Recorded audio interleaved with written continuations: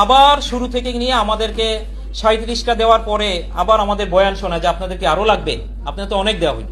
তো আমাদের সমঝোতার আসন সমঝোতা ছিল এরকম যে তারা আমাদেরকে 40টা আসন দিবে এবং আব্দুল্লাহ মোহাম্মদ তাহের বলেন আমি অনেক রিস্ক নিয়ে আরো 5টা আসন বাড়াইছি, এর বেশি আমাদের দেওয়ার কোনো ক্ষমতা নাই।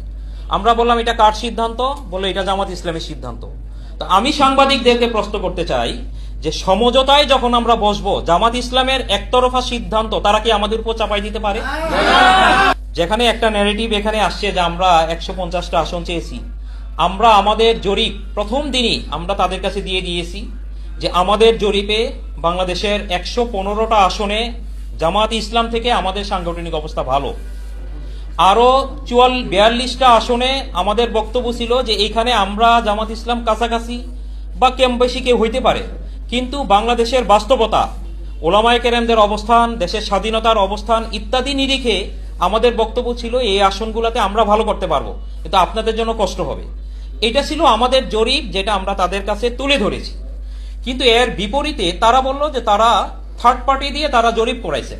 আমাদের এখানে বড় কোশ্চেন হলো, আমাদের জরিপ আমরা আমাদের সাংগঠনিক চ্যানেলেই আমরা তৈরি করছি, আমরা স্বীকারও করি যে এটা আমাদের সাংগঠনিক জরিপ, এটা আমরা তাদের কাছে দিলাম। তো তাদের যেই জরিপ, যেটা থার্ড পার্টি জরিপ, আপনারা সবাই জানেন থার্ড পার্টি জরিপ তার মানে জামাত ইসলাম আমাদের বাহিরে ভিন্ন কেউ করছে।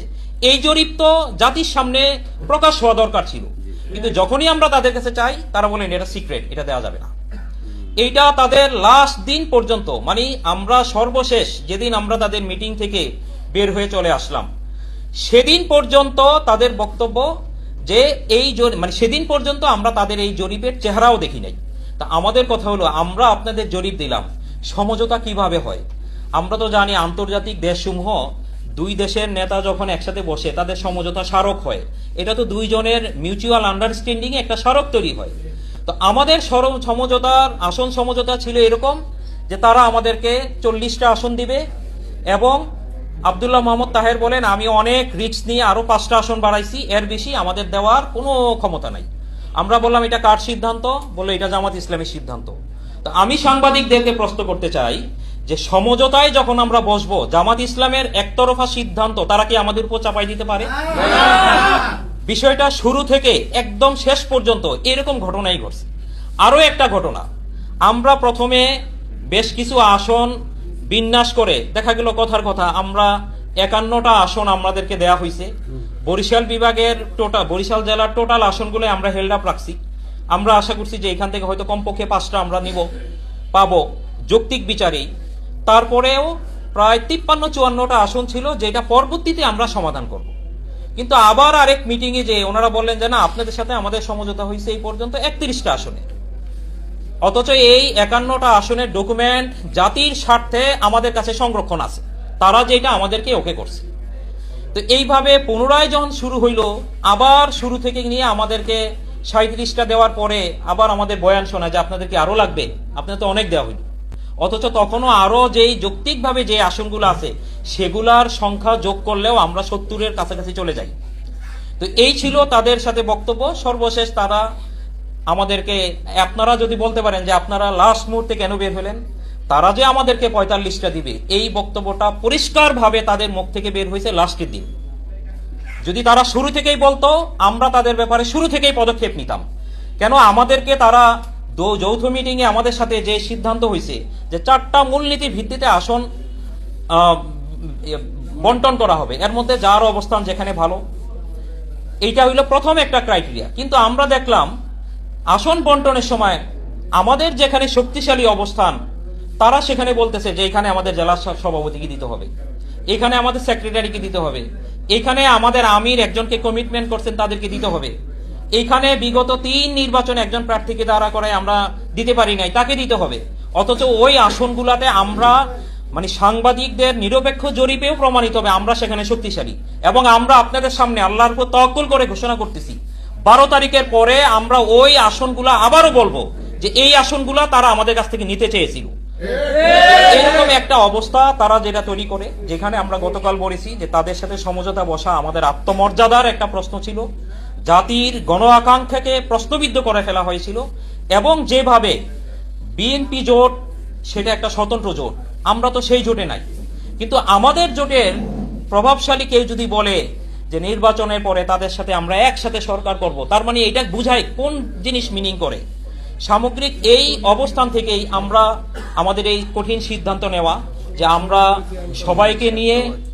সবাইকে নিয়ে একসাথে চলার যে আমরা পরিকল্পনা করেছিলাম, এটা মারাত্মক রকমের ভাবে ষড়যন্ত্রের মধ্যে পড়ে গেছে, বাধাপ্রাপ্ত হয়ে গেছে।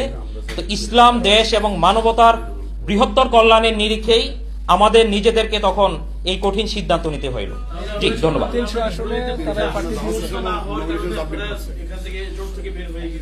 এটা তো একটা যৌক্তিক বিষয়। সমঝোতা তো আমাদের কোনো জমির বন্টন নিয়ে তো হয় নাই।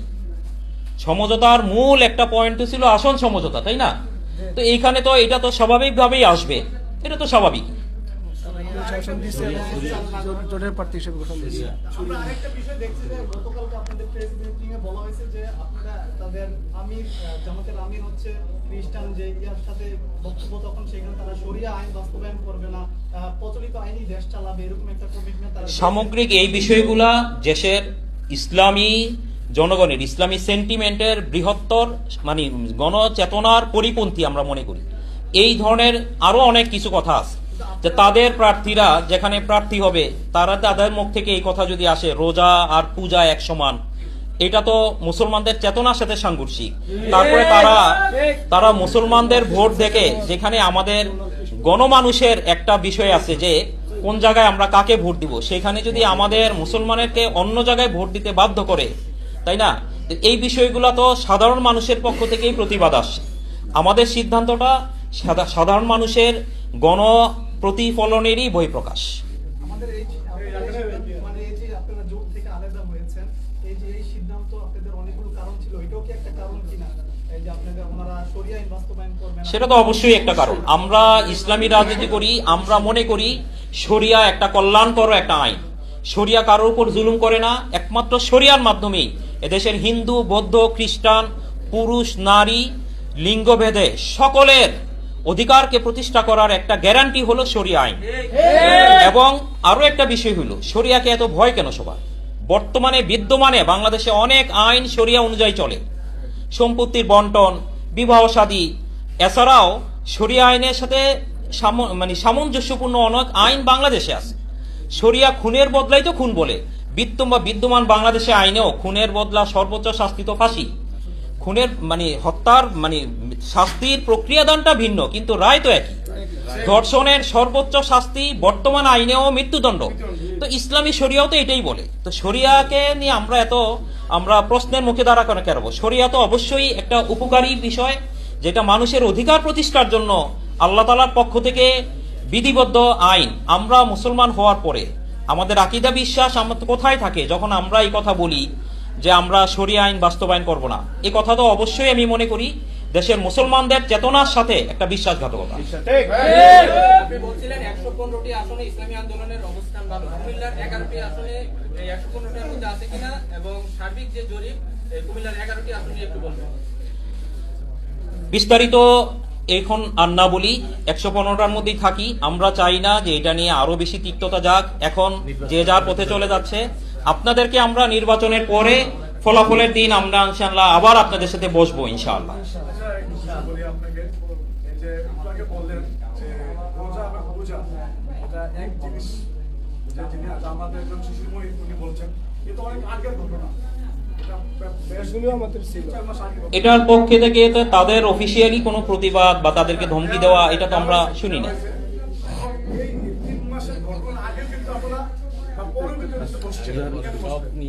এগুলো আসলে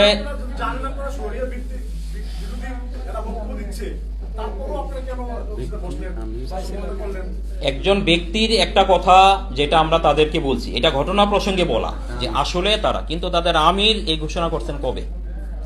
তাদের আমির যেই কথাটা বলার জন্য ফখরুল ইসলাম আলমগীরকে সবাই একেবারেই তীরবিদ্ধ করে ফেললো, ফখরুল ইসলাম আলমগীরও তো একই কথাই বলছেন।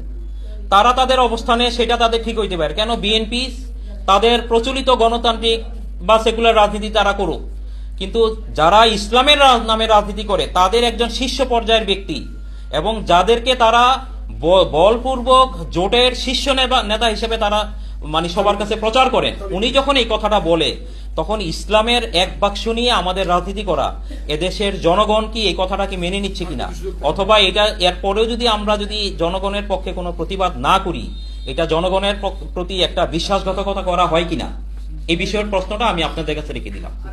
আচ্ছা, এখন কি আপনাকে এককভাবে নির্বাচন করবেন না জামাতের সাথে আমরা বিএনপি বা জাতীয় পার্টি যাই বলেন তাদের সাথে যাওয়ার কোনো সম্ভাবনাই আমাদের নেই। আমাদের এজেন্ডাই হলো দেশে ইসলামকে প্রতিষ্ঠিত করা।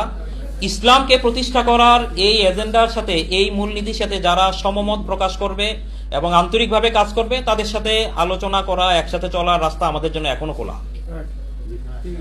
জি, সবাইকে আন্তরিক ধন্যবাদ।